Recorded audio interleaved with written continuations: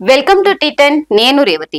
దేశంలోని ఉన్నత విద్యా సంస్థల్లో కుల వివక్షను అంతమొందించేందుకు తీసుకున్న చర్యల గురించి తెలియజేయాలని కేంద్ర ప్రభుత్వాన్ని అత్యున్నత న్యాయస్థానం ఆదేశించింది. కుల వివక్ష కారణంగా ఆత్మహత్య చేసుకున్న హైదరాబాద్ యూనివర్సిటీ పరిశోధక విద్యార్థి రోహిత్ వేముల తల్లి రాధిక వేముల, ముంబై యువ వైద్యురాలు పాయల్ తాద్వి తల్లి అబేదా సలీం తద్వీలు దాఖలు చేసిన ప్రజా ప్రయోజన వ్యాజ్యాన్ని శుక్రవారం సుప్రీంకోర్టు న్యాయమూర్తులు జస్టిస్ సూర్యకాంత్, జస్టిస్ ఉజ్జల్ భూయాన్లతో కూడిన ధర్మాసనం విచారించింది. ఉన్నత విద్యా సంస్థల్లో సమాన అవకాశాల సెల్ ఏర్పాటుకు సంబంధించి దేశంలోని అన్ని యూనివర్సిటీల నుంచి సమాచారాన్ని సేకరించి సమర్పించాలని యూనివర్సిటీ గ్రాంట్స్ కమిషన్ ని ఆదేశించింది.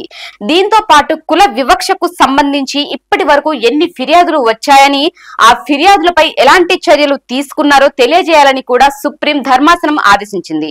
పిటిషనర్ల తరపున సీనియర్ న్యాయవాది ఇంద్ర జైసింగ్, న్యాయవాది దివా వడేకర్ వాదనలు వినిపిస్తూ ఉన్నత విద్యా సంస్థలలో కుల వివక్షను అరికట్టేందుకు సమానత్వ చట్టం 2012లోని నిబంధనలను అమలు చేయడంలో యూజీసీ ఘోరంగా విఫలమైందని పేర్కొన్నారు. యూజీసీ నిర్లక్ష్యం వల్ల క్యాంపస్ లో విస్తృతమైన కుల ఆధారిత వివక్షకు దారితీసిందని, విద్యార్థుల ఆత్మహత్యల ఆందోళనకరమైన గణాంకాలను ఉదాహరించారు. ఐఐటీలో 2004 నుంచి 2024 వరకు 115 ఆత్మహత్యలు జరిగాయని కోర్టుకు తెలియజేసింది.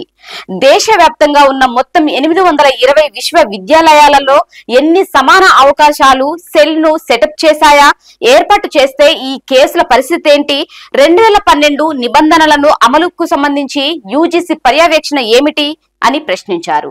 యూజీసీ న్యాయవాది వాదనలు వినిపిస్తూ కొన్ని నిపుణుల కమిటీల సిఫారసుల ఆధారంగా విద్యా సంస్థల్లో కుల వివక్షను నిరోధించడానికి కొన్ని కొత్త నిబంధనలను రూపొందించినట్టు తెలిపారు. ఆ నిబంధనల కాపీని సమర్పించాలని సుప్రీంకోర్టు ఆదేశించింది.